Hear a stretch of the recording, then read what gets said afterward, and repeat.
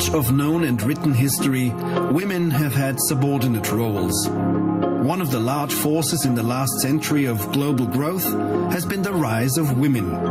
Can women have it all?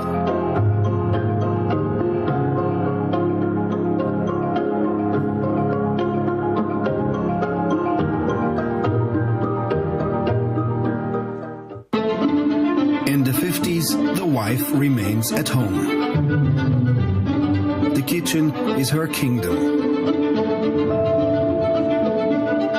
In the 60s, women have become indispensable to the Swiss workforce.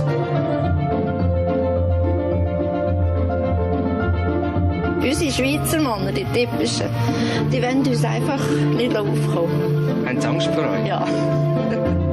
The right to vote comes only in 1971.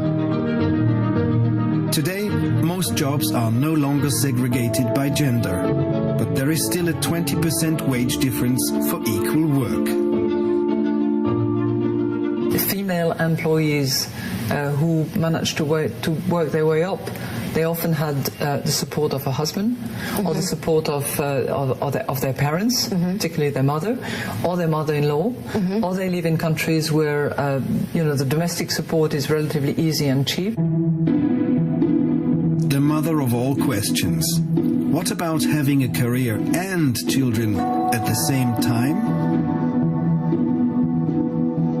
When it comes to guilt, I really believe that when they take the baby out, they put the guilt in.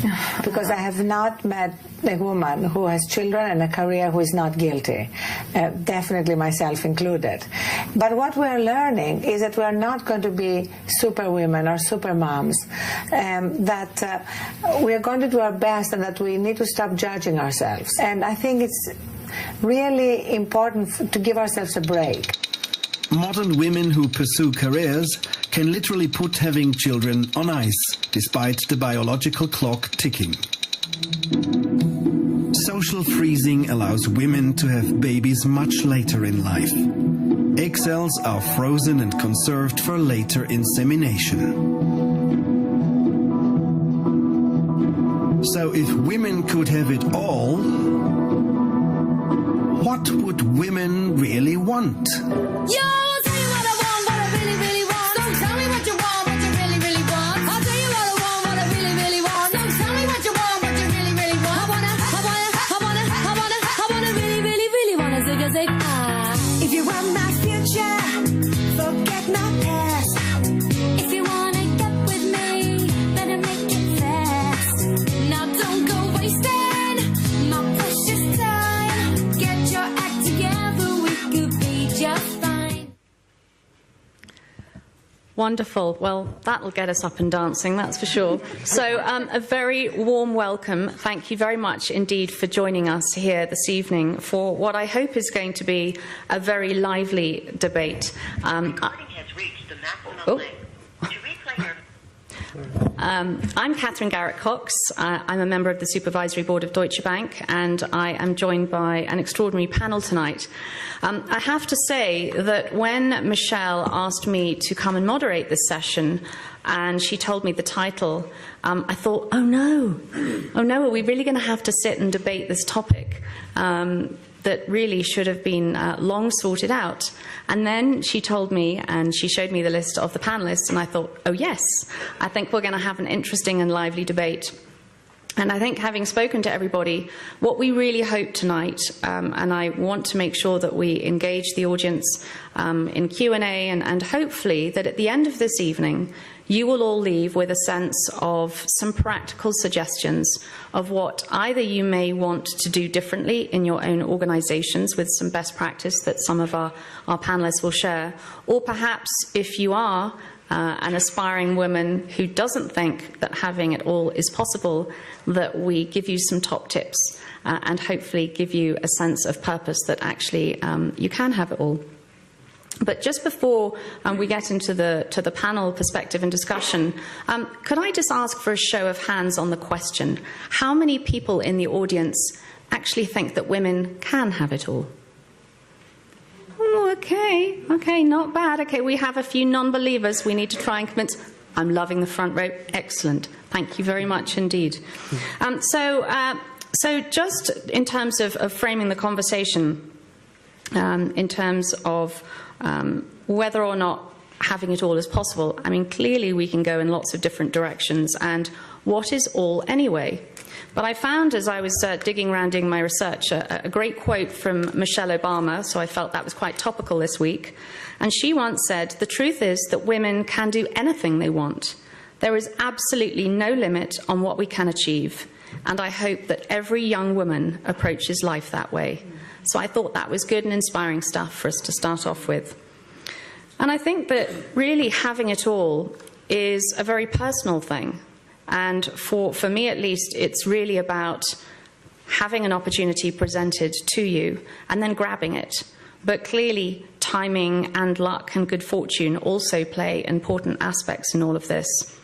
And as a working mother, I have to say that the role of the media have a lot to answer for in some of these conversations. And I'm sort of fairly bored with being constantly labelled Catherine Garrett-Cox, mother of 4. I don't recall seeing a headline saying, "Father of 5 elected as next president of the United States of America." So I think we have a little bit of work to do here. Anyway, enough from me. I'm going to briefly introduce each of our panelists and ask each in turn for their perspective and perhaps some storytelling that they're prepared to share with you this evening. But in brief, immediately to my left, we have Hamza Yousaf Hansen, who's the president of Zaytuna College in the USA, who's going to give us a very interesting global perspective when it comes to his turn. To Hamza's left, we have Marie-Gabrielle Eichenfleisch, who's the State Secretary for Economic Affairs for Switzerland. And given that we have the very stark statistic that only 15% of women in Switzerland work full-time, I'm going to ask Marie-Gabrielle to give us a bit of colour around that. To her left, we have Cynthia Castro, who is from Costa Rica. She's a global shaper and works for an organization called Reinventing Business for All, so that sounds suitably inclusive.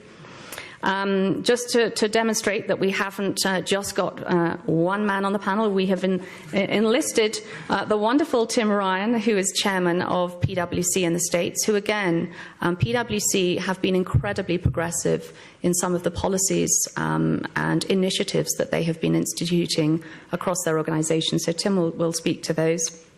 And last but absolutely not least, Maysoon Odeygangat, who's the co-founder and director of Nissa Radio Broadcasting from the Palestinian territories, who I know is going to give us a very interesting perspective on how some of these conversations are both similar but very different in how they're applied in the Middle East.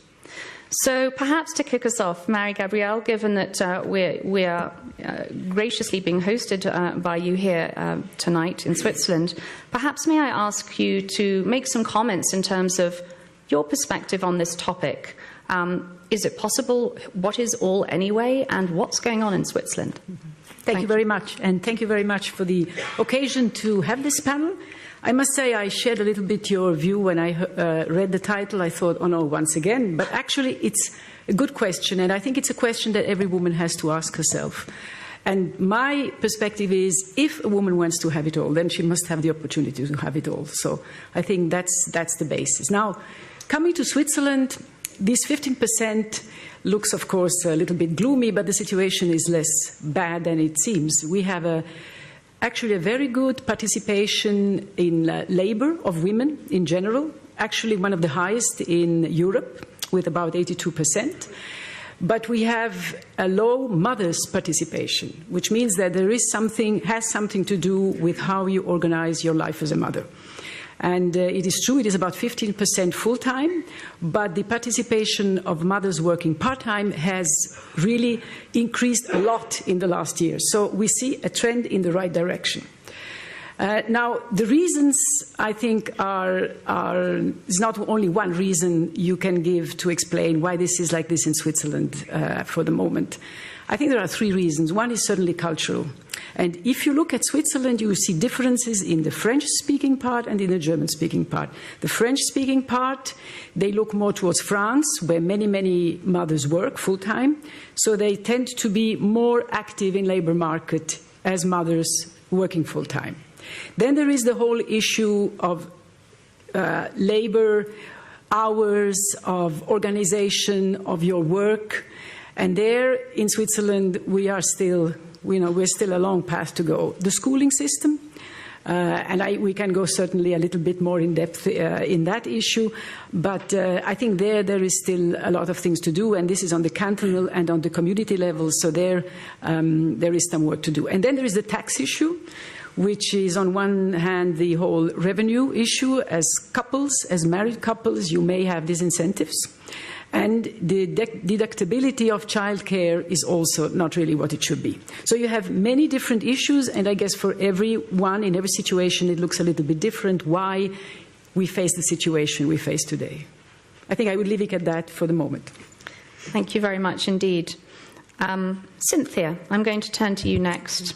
So give us your perspective on this. You're probably, I would hasten to add, I think you're probably the youngest on the panel, so perhaps you bring the youth view. What's your perspective on this? What do you want and hope for as you progress through your career as well? I believe women should have it all, have the capability of having it all, but don't have it all right now. We are still prisoners of our culture, both men and women. And I bring the topic of men because I think it's very important when we discuss gender, talking about masculinity also. Our culture still teaches us that men have certain roles and women have certain roles. So that makes us not be free to become the best version of ourselves with freedom of whatever we want. So still, men have to prove they're men all the time and be provider, protector, have this emotional shield. And women still should, that's what society asks them, should want to have kids, should want to get married, should want to be in charge of things at home. And if she's not, she does receive a punishment from society of not fulfilling this role.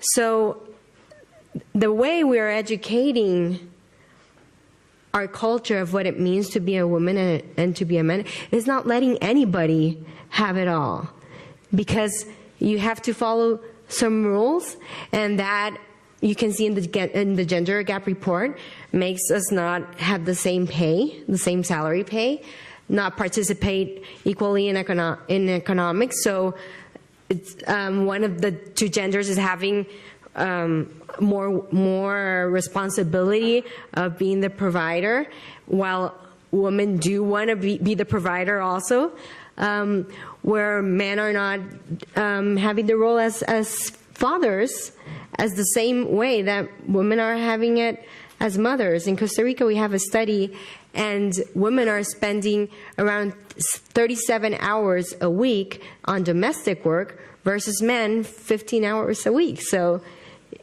we don't have it all yet, and I think it's important to be realistic in order to be able to make a change. And I think what we aspire as global shapers is that we can change this. Right now, there's a majority of men in Davos. We saw the statistics. I think it's 21%. It's in a newsletter they sent us. But global shapers, the young generation, were 50 and 50%. So I think we do want to relate in a more equal way, and I hope that we can also bring this to other generations. Well, I think you make a very good point, but I think that I think we got the balance right tonight on the panel. So, yeah. Hamza, I'm going to bring you in because we can't possibly do ladies first. So, would you share your perspective on this topic, please? Well, first of all, it's as somebody who's lived in some of the poorest countries in the world, I mean, the idea of having it all is just quite absurd for a lot of people on this planet. A lot of women, for instance, have no access to birth control. Birth control enables women to have choices that are not available for a lot of women on this planet. We have places where I was in West Africa, for instance, where you have extraordinarily high birth rates in many of the women.